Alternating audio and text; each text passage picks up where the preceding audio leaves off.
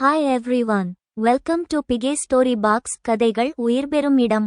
ஒவ்வொரு வெள்ளிக்கிழமையும் கற்பனை மற்றும் உணர்ச்சிகள் நிறைந்த புத்தம் புதிய கதையை நாங்கள் உங்களுக்கு கொண்டு வருகிறோம். மறக்காமல் சப்ஸ்கிரைப் செய்து பெல் ஐகானை அழுத்தவும். உங்களுக்கு பிடித்த அடுத்த கதை காத்திருக்கிறது. கதைக்குள் செல்வோம். மறைக்கப்பட்ட நாடித்துடிப்பு, கிரியேட்டட் பை பிரபாகரன் ரகுபதி.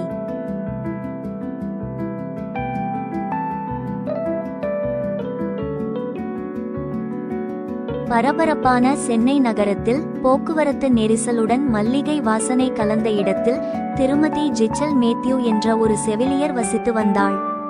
35 வயதில் செயின்ட் மேரிஸ் பொது மருத்துவமனையில் மிகவும் அர்ப்பணிப்புள்ள செவிலியர்களில் ஒருவளாக ஜிச்சல் ஒரு நற்பெயரை பெற்றிருந்தாள். அவளது அமைதியான நடத்தையும் உறுதியான கைகளும் பெரும்பாலான மருத்துவர்கள் எண்ண முடியாத அளவுக்கு அதிகமான உயிர்களை காப்பாற்றியிருந்தன. ஒவ்வொரு காலையிலும் அவள் தனது சோர்வை மறைக்கும் புன்னகையுடன் மருத்துவமனை வாயில்கள் வழியாக நடந்து சென்றாள்.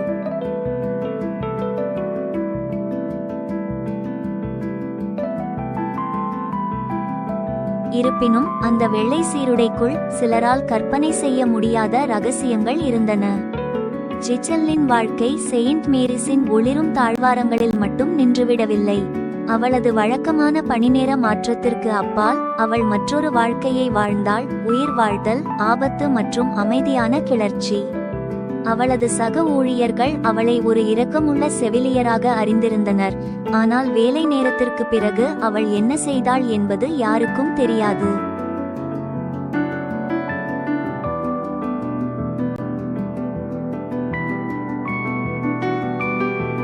ஐந்து ஆண்டுகளுக்கு முன்பு பேரழிவு இழைத்த சென்னை வெள்ளத்திற்கு பிறகு இரட்டை வாழ்க்கை தொடங்கியது. காயத்தால் அல்ல, மருத்துவ வசதி இல்லாததால் மக்கள் இறப்பதை அவள் பார்த்திருந்தாள். மருந்து வாங்க முடியாமல் காய்ச்சலால் பாதிக்கப்பட்ட குழந்தைகள் மிகவும் அவதிப்பட்டனர். அந்த உதவியற்ற தன்மை அவளுக்குள் ஏதோ ஒன்றை செதுக்கியது, இதற்கு ஒரு தீர்வு காண வேண்டும் என்ற உறுதியுடன்.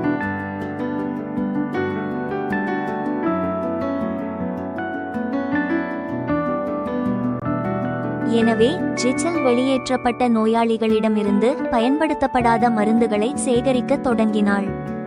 நகரில் உள்ள தனது சிறிய குடியிருப்பில் அவற்றை கவனமாக மீண்டும் பேக்கிங் செய்து டோஸ்களை கையால் லேபிளிட்டாள். முதலில் இது ஒரு சாதாரண முயற்சி, சில ஆன்டிபயாட்டிக்கள் மற்றும் வலி நிவாரணிகள் மட்டுமே. விரைவில் சைதாப்பேட்டைக்கு அருகிலுள்ள சேரிகளில் இந்த செய்தி அமைதியாக பரவியது.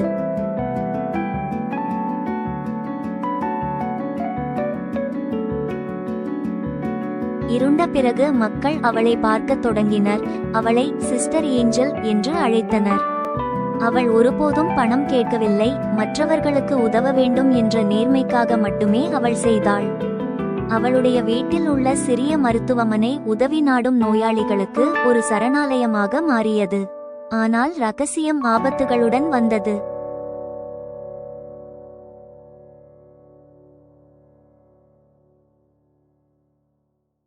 முழு வீடியோவையும் காண எங்கள் யூடியூப் சேனலான பிகே ஸ்டோரி பாக்ஸை பார்வையிடவும்.